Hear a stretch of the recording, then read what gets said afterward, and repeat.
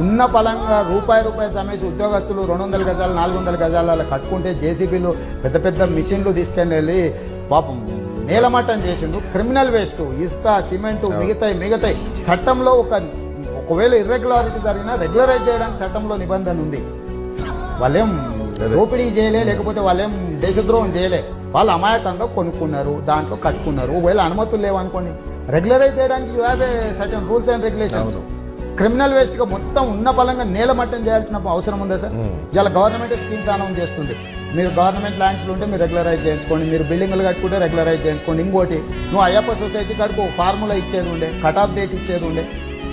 After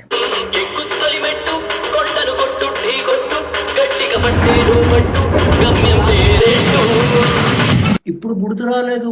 regularise చెయ్యొచ్చు, పేద ప్రజలు కష్టపడి ఇల్లు కట్టుకోవడానికి అన్యాయం చేయకుండా ఉండొచ్చు. ఇదంతా